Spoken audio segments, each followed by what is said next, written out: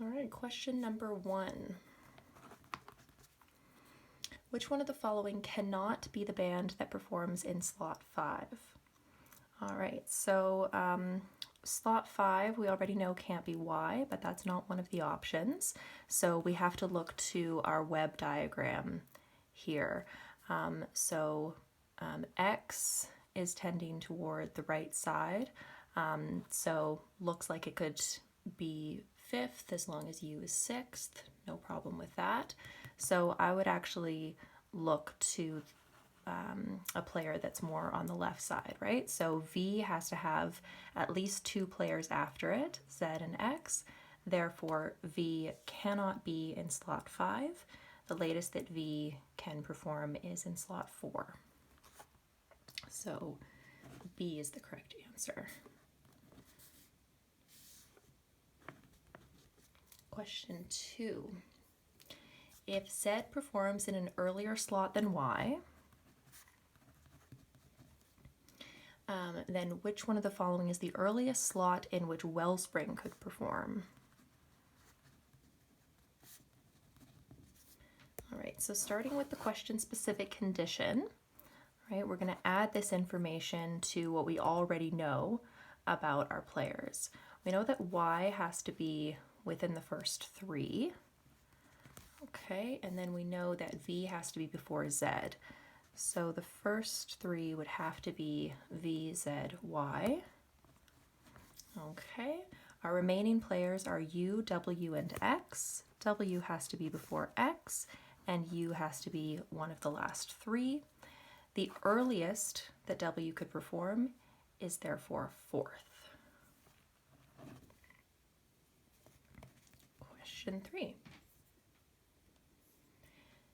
If Vegemite performs in slot 3, then which one of the following must be true? So we have a question-specific condition, and we're being asked what must be true. So we're going to add this information and see what we can deduce based on that. So V is in slot 3. We know that Z and X have to be after V. We also know that U has to be in one of the last 3 spots. So U can be in any of these 3 spots, and then Z has to be before X in there. The remaining players are W and Y, and they can trade those spots back and forth. They can each be first or second. All right, so what must be true? Does U have to perform earlier than X? No, it doesn't. U could be last, so we can eliminate A. B, W performs in an earlier slot than Z. That does have to be true. Okay, so Z has to be after V, X has to be after Z, U has to be in one of these 3 spots, so those spots are all taken, therefore W must be in 1 or 2, and must be before Z. Right. Keep this moving here. Go to question 4. If Z performs immediately before W, so Z immediately before W, then which one of the following must be true? So the question-specific condition, and we're being asked what must be true. So we're going to add this information to the things that we already know. We know that V has to be before Z, and we know that X has to be after Z and W. And then we also know that Y has to be one of the first 3. So Y would have to fit into one of these spots because it can't come between Z and W. And U has to be one of the last 3. Therefore, it's going to fit into one of those spots and in order to be one of the last 3. And again, it can't split up Z and W. It also can't be before Z and W because then it would end up in the 3rd spot, and that's not allowed. Okay, so what we have here is a situation where the first 2 spots belong to V and Y, or Y and V. The third spot is definitely Z, the fourth is W, and then U and X will have to take the last two spots, but not necessarily in that order, right? Those guys can switch as well. All right, so that means that E is the correct answer. Z performs in slot 3. Okay, question 5. Which one of the following is a complete and accurate list of bands, any one of which could be the band that performs in slot 1? All right, so this list has to include V and Y. All right, it can't include any player that has to have a player in front of it, right? So X and Z can't be on the list, for sure. We also know that U can't be on the list. And what other player do we have to pay attention to here? W, right? So the question is, can W be first? And there's nothing preventing it, right? So W just has to be ahead of X, otherwise it's free, so it can certainly be first. So we need an answer choice that lists those 3 players. That answer choice is D.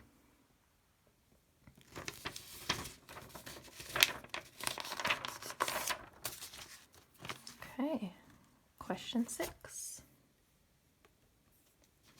If W performs immediately before X,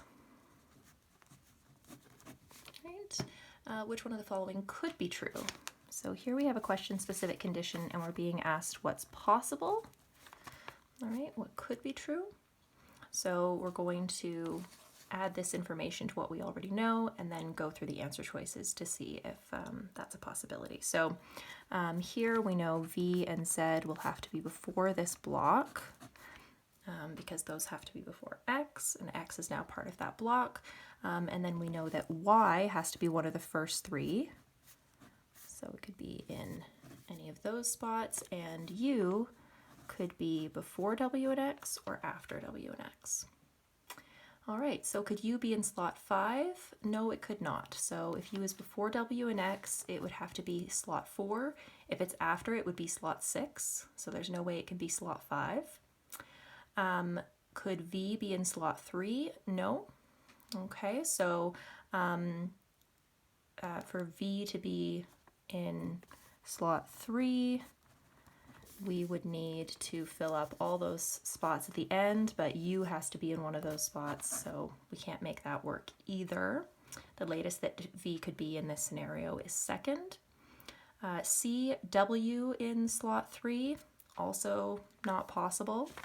Okay, so these 3 spots are kind of, taken by this set, and then these 3 spots are taken by that set. So yeah, W can't cross that line and be in slot 3. Z in slot 2, yes, that's possible. So we could have V, Z, Y, W, X, U, or V, Z, Y, U, W, X. So D is the correct answer. All right, the last question is a substitution question.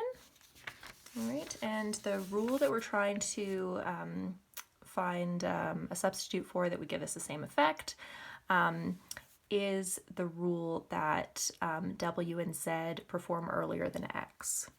Okay, so it's these relationships here, that Z is before X and W is before X.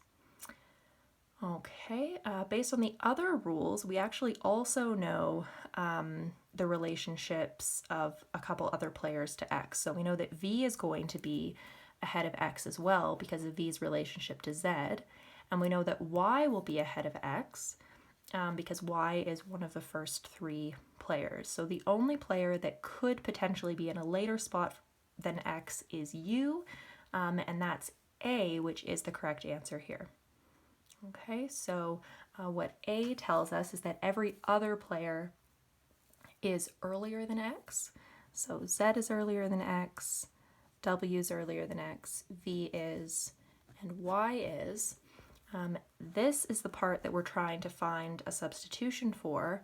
And then these bits here aren't going to cause problems for us because they're just redundant. So we still end up with the same effect because these added points that we get for answer choice A compared to our original rule were things that were going to be added anyways because of the other rules. So we already know that V is going to be ahead of X because V has to be ahead of Z.